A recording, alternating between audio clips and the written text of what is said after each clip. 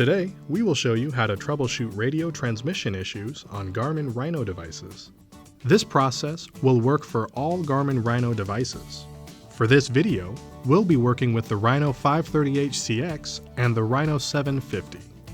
We'll begin by reviewing the different squelch codes that Garmin Rino devices have to offer.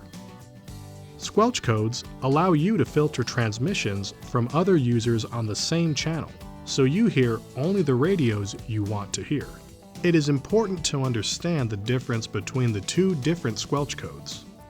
Rino models prior to the Rino 600 only have the CTCSS code. The Rino 600 and newer offer both CTCSS and DCS codes. It is recommended that you use DCS when possible. Therefore, if you are using a Rino 600 or newer and you want to communicate with a Rino older than the 600, you'll want to ensure both devices are set to the same CTCSS code. Even though you are using a specific channel and code, your transmissions are not private. Anyone listening to that same channel can receive all transmissions if they're within range.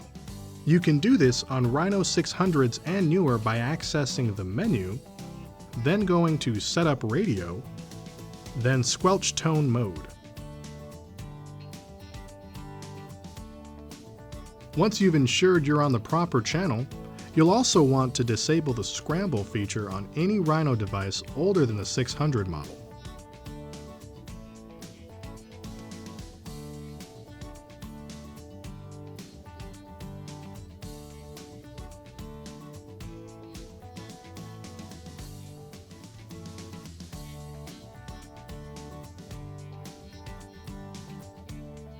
The next step is to take a look at the radio system that you're using. In the United States and Canada, the two primary radio systems are FRS and GMRS. In Australia and New Zealand, the two primary radio systems are CBRS or PRS. FRS is the Family Radio Service. It allows for free short-range communication, typically within 1 to 2 miles under optimal conditions. GMRS is the General Mobile Radio Service. This allows for longer range communication, up to 20 miles in optimal conditions. GMRS requires a license from the FCC. FRS radio band is used at the half-watt setting on the Rino devices. GMRS radio band is used on the 2 or 5 watt setting for the US, and 2 watt setting only for Canada. The graph here shows how the FRS channels sit on the same frequency band as the GMRS channels. What matters is the wattage used as discussed. An FRS user on the same channel and code as a GMRS user can talk to each other.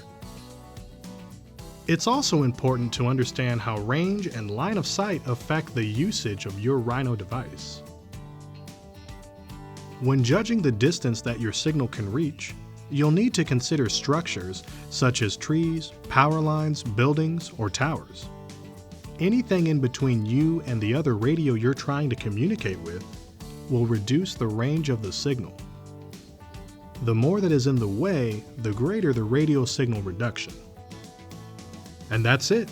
With these steps, your Rino should be working as intended. For more help, go to support.garmin.com.